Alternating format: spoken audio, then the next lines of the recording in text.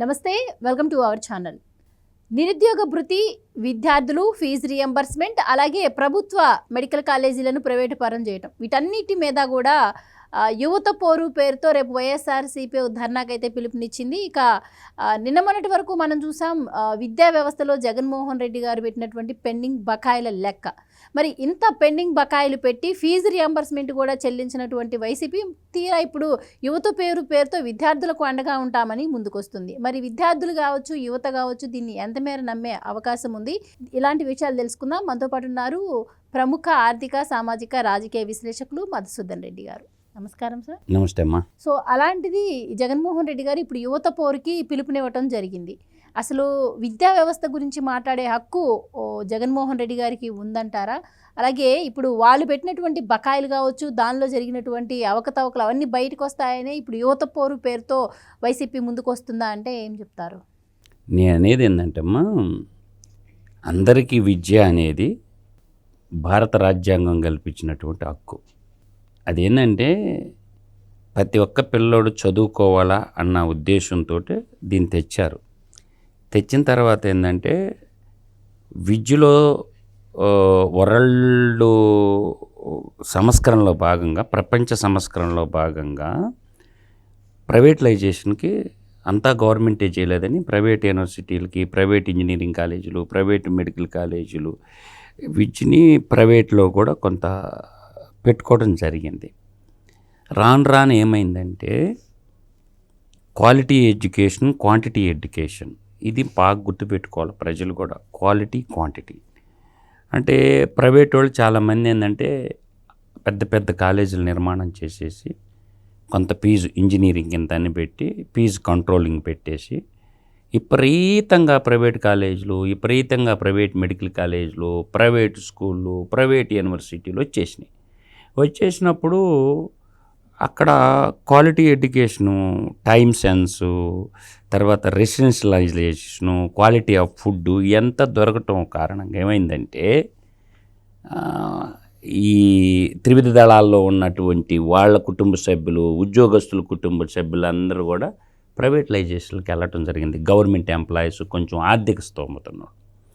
అప్పుడు ఏంటంటే తల్లిదండ్రుల నుంచి డిమాండ్ వచ్చింది, ఏ కాలేజీలో ఏడన్నా చదువుకోండి, ఫీజులన్నీ ప్రభుత్వమే చెల్లిస్తుంది. దీన్నే ఫీజు రియంబర్స్మెంట్ అంటారు. ఆ ఫీజు రియంబర్స్మెంట్ పథకాన్ని పేరు మార్చి దాన్నే విద్యా దీవెన అని మార్చారనమాట. సో ఆ ఫీజులు ఏమన్నా సకాలంలో కట్టినాడా అంటే ఒక్కొక్క కాలేజీలో ఒక్కొక్క రకమైన ఫీజులు ఉంటాయి. పెద్ద పెద్ద యూనివర్సిటీలు ఒక్కొక్క ఫీజులు ఉంటే వీళ్ళు భీష్మించి కూర్చున్నారు. ఎవరు? మేము 35,000 మించి ఇవ్వము సంవత్సరానికి, చెప్తే చెప్పండి లేకపోతే లేదు. చదువు ఇంజనీరింగ్ చదివే వాళ్ళకి ఏంటంటే మేము 35,000 ఇస్తాం, మీరు చెప్పాల్సిందే అని బలవంతంగా రుద్దినప్పుడు కొన్ని కాలేజీలో లెక్చరర్స్కి, ఫ్యాకల్టీకి లక్షల్లో ఉంటాయి జీతాలు. అటానమస్ కాలేజీల్లో వాటిల్లో 35,000 చదువు చెప్పాలంటే వాళ్ళు చెప్పలేరు. అప్పుడేం చేశారంటే తల్లిదండ్రుల దగ్గర వసూలు చేసుకునేవాళ్ళు, విద్యార్థి దగ్గర వసూలు చేసుకునేటవాళ్ళు. అందువల్ల ఏంటంటే ఆ చదువు రానోడు చదువు గురించి మాట్లాడితే, బడికి బానోడు, స్కూల్కి బానోడు, కాలేజీకి బానోడు చదువు గురించి మాట్లాడితే చండాలంగా ఉంటుంది. ఈ ఉద్యమానికి పిలిపినిచ్చినోడు బిఏ చదువుకున్న బేవర్సగాడు ఒకడు, అసలు బడికి బానోడు ఇంకొకడు, 10th క్లాస్ మార్కులు పేపర్లు దొంగలించినోడు ఒకడు. అంటే బాగా ఉన్నత విద్యలు చదువుకున్నోడు మాట్లాడినంటే దానికి విలువ ఉంటుంది. కానీ ఒకడేం బిఏ చదువుకున్నోడు, ఇంకొకడేం 10th క్లాస్లో పేపర్లు కొట్టేసినోడు. ఇంటర్మీడియట్ యాడ్ చదివినరు అంటే చెప్పడు, జ్యోతి ట్యూటోరియల్ స్టూడెంటు. డిగ్రీ యాడ్ చదివినరు అంటే మా అబిడ్స్లో కాలేజీకి పోతే మా కాలేజీకి రాలేదు. అంటే విలువ అనేది ఒక్క మాట నేను చెప్తున్నాను, ఫీజు రియంబర్స్మెంట్ అనేది ప్రైవేటు కాలేజీలకి ఫీజు ఎంత అయితే అంత చెల్లించాల్సిన బాధ్యత, పీజీ టు కేజీ దాకా ఉచిత విద్య అందించాల్సిన బాధ్యత ప్రభుత్వాలదే. దానికి కూటమి ప్రభుత్వం కట్టుబడి ఉంది. ఈ ఇయర్ ఇంకా ఎండింగ్ కాలేదు కదా, తొందర ఎందుకు పడుతుందో. అయితే దీంట్లో నిరుద్యోగ భృతి గురించి కూడా వైసీపీ ప్రస్తావించడం జరిగింది. మొన్న బడ్జెట్ సమావేశాల్లో నిరుద్యోగ భృతి ప్రకటించలేదు కాబట్టి వాళ్ళు ఏమైనా సపోర్ట్ చేసే అవకాశం ఉంటుందంటారా? ఎవరు బారు, ఒక్కరు కూడా బారు. వైసీపీ విద్యార్థి విభాగం అని అంటారు. వాళ్ళు 10 మంది వాళ్ళ కార్యకర్తలు పోతారు. రేపు పోయిన కార్యకర్తల ఎడ్యుకేషన్ మార్క్ లిస్ట్ తీసుకుంటే అర్థమైపోద్ది వాళ్ళు ఎంత మాత్రం పోటుగాళ్ళు అనేది రేపు తెలుసుద్ది. చేయనిలే, తప్పులేదులే. అంటే ఇది సైకో గవర్నమెంట్ కాదు కదా, ఇది సక్సెస్ఫుల్ గవర్నమెంట్ కాబట్టి, అందువల్ల సైకో గవర్నమెంట్ కాదు కాబట్టి ధర్నా చేసుకోండి. వాళ్ళని అడ్డుకోవద్దు, పోలీసు వాళ్ళు కూడా వదిలేయండి, ఫ్రీగా వదిలేయండి. వాళ్ళు ఏం చేసుకుంటారో చేసుకోనియండి. మీరు వాళ్ళని అడ్డుకొని వాళ్ళని అది ఇది అని అంటారు. అసలు ఎంతమంది వస్తారో తేలిపద్ది, బలం కూడా తేలిపద్ది, కూటమి ప్రభుత్వానికి తేలిపద్ది. కాబట్టి నేను దయచేసి చేతులు ఎత్తి దండం పెడతాను, వదిలేయండి. ఆ విద్యార్థులు పోలీసులు ఎవరు అడ్డుకోవద్దు. ఆ విద్యార్థుల ముసుగులో గజ దొంగలు కొంతమంది వస్తారు, డెకాయిట్లు కొంతమంది బయటకు వస్తారు. కాబట్టి సంఘ విద్రోహ శక్తులు కొంతమంది బయటకు వస్తారు. రానిండి ఆ సంఘ విద్రోహ శక్తులు ఎంత వస్తారో, కాలేజీలో నుంచి విద్యార్థులు ఎంతమంది బయటకు వస్తారు అనేది తేలిపోద్దమ్మా. విద్యార్థులు ఎవరు రారు, రాజకీయ నాయకులే వస్తారు. ఆడ విద్యార్థులు అవుపడరు, పట్టుమని 10 మంది కూడా అవుపడరు. అందువల్ల ఆడికి వచ్చేదంతా ఏంటంటే వాళ్ళ గ్యాంగ్, గ్యాంగ్ ముఠా సభ్యులు అందరూ వస్తారు, విద్యార్థులు అయితే రారు. కూటమి ప్రభుత్వం అధికారంలోకి వచ్చిన దగ్గర నుంచి ఈ మెడికల్ కాలేజీ గురించి చాలా సందర్భాల్లో వైసీపీ బాగా ప్రచారం చేస్తూ వస్తుంది. మా హయాంలో మేము 17 మెడికల్ కాలేజీలు తీసుకొచ్చాము, కూటమి ప్రభుత్వం అధికారంలోకి వచ్చాక ఈ ప్రభుత్వ మెడికల్ కాలేజీలు అన్నింటినీ కూడా ప్రైవేటు పరం చేస్తూ వస్తుంది, సీట్లను అమ్ముకుంటుంది అని చెప్పి కూడా ప్రచారం. నేననేది తెచ్చిన కాలేజీలు ఆడికి పోవు కదమ్మా. అంటే కూలగొట్టేవాడికి నిర్మించిన వాట తెలుసుద్ది. ఇప్పుడు యాడ కట్టిను చూపించు, కాలేజీ కాడికి పోయి సెల్ఫీలు తీయండి. నువ్వు కట్టినవు అంటే ఇప్పుడు పేపర్ల మీద కట్టిను, బిల్డింగ్లే. ఇప్పుడు 17 మెడికల్ కాలేజీలు పర్మిషన్ వచ్చిన మాట వాస్తవమే తల్లి, నేను కాదంటాను. బిల్డింగ్లు ఎందుకు కట్టలేదు? 5 ఏళ్ళ మెడికల్ కాలేజీకి సంబంధించిన నామ్స్ ప్రకారం హాస్టల్స్, మౌలిక వసతులు, డ్రైనేజీ, వాటరు, పవరు, రిక్రూట్మెంట్ చూసావు నువ్వు? నోటిఫికేషన్ అంటే డాక్టర్లు ఉండాలిగా, మెడికల్ కాలేజీ నర్సులు ఉండాలిగా, కాలేజ్ స్టాఫ్ ఉండాలిగా, అడ్మినిస్ట్రేషన్ స్టాఫ్ ఉండాలిగా, లోపల కంప్యూటర్ ఉండాలిగా. ఉండయా? పోదామా పులివెందుల మెడికల్ కాలేజీలో ఉండయా? ఎన్ని పులివెందుల్లోనే ఉండయా? ఒక రాష్ట్ర ముఖ్యమంత్రిగా పనిచేసినటువంటి ఆయన కాన్స్టిట్యున్సీలో మెడికల్ కాలేజ్ ఉందా? నిర్మించిండా? రిక్రూట్మెంట్ చేసిండా?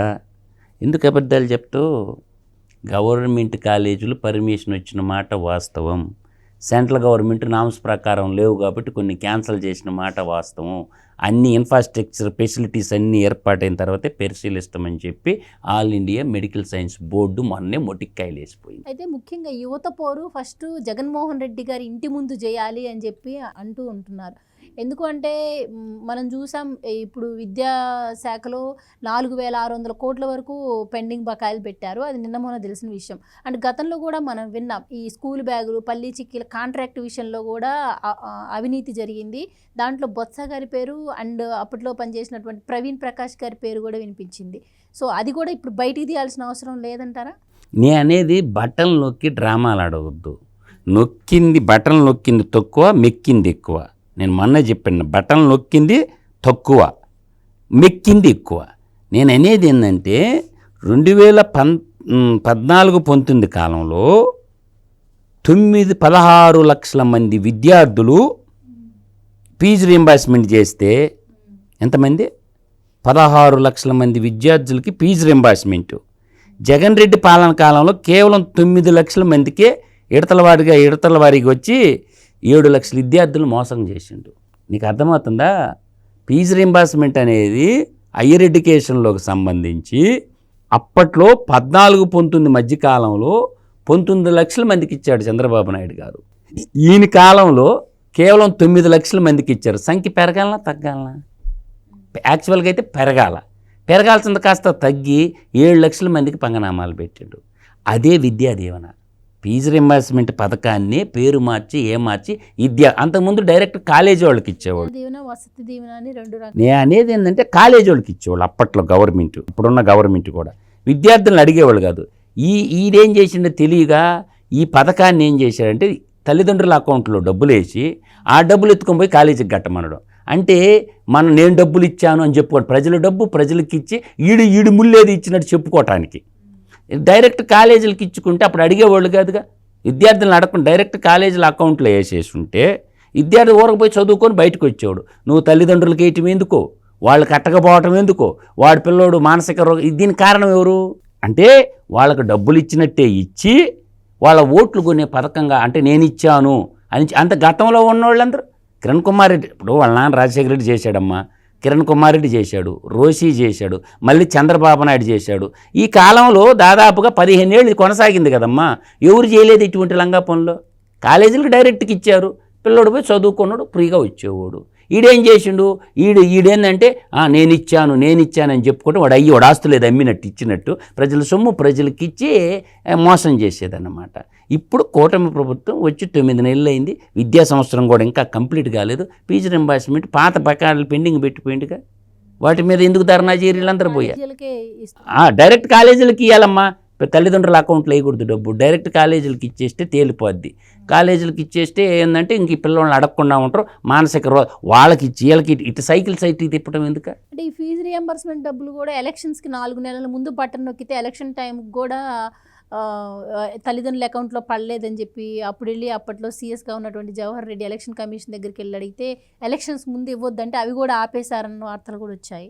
నేను అనేది అది కాదమ్మా, ఎలక్షన్లో ఫీజు రింబర్స్మెంట్కి సంబంధం ఉండదు, సమస్య లేదు. ఎలక్షన్ కమిషన్ ఆపాల్సిన అవసరం, అది కాలేజ్ డైరెక్ట్ అకౌంట్లో వేయాల్సిన డబ్బు తల్లిదండ్రుల అకౌంట్లో ఎందుకు వేస్తుండ్రు, ఏం అవసరం వచ్చేస్తుండ్రు, దేనికి అవసరం. ఒకవేళ నీకు డౌట్ ఉందా కాలేజీ మీద, దొంగ ఏమన్నా పెట్టారు, పోండి ఎంక్వైరీ చేయండి, సీజ్ చేయండి కాలేజీని.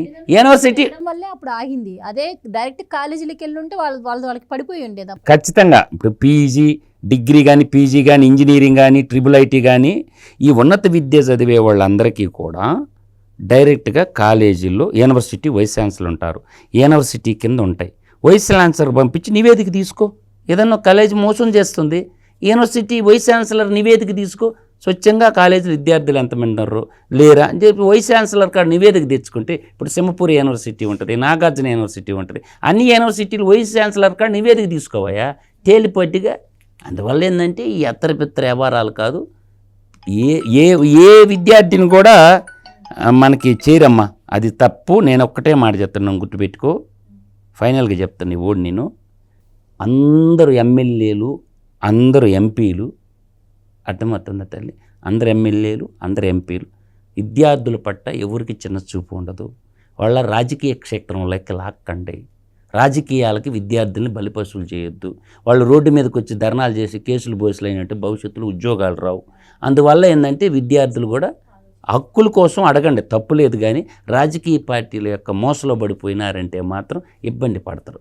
అందువల్ల నేను అంటుండేది ఏంటంటే, రేపు ఆ ధర్నాల్లో విద్యార్థులు ఉండరమ్మా, సంఘ విద్రోహ శక్తులు మాత్రం వస్తారు. కాకపోతే 4-5 ఉంటారు పార్టీ సానుభూతి విద్యార్థులు, కానీ మొత్తం మీద రాజకీయ నాయకులు ఉంటారు, సంఘ విద్రోహ శక్తులు ఉంటారే తప్ప విద్యార్థులు ఏళ్ల మీద లెక్కెట్టచ్చు. అందుకని చదువుకునేవాడు ఎవడు ధర్నాలకు పోవటం ఇప్పుడు, ఒకప్పుడు మా రోజుల్లోనే పోవాలా, ఇప్పుడు ఇప్పుడు ధర్నాలకు పోయేది. కేసులు బోసులు అయితే పాస్పోర్ట్ రాదు, ఏదన్నా ఇతర దేశాలకు పోవాలంటే వీసా రాదు. అందువల్ల విద్యార్థులు ఎవడు రోడ్డు ఎక్కేటటువంటి ఆస్కారమే లేదు. Right sir, thank you. నమస్కారం.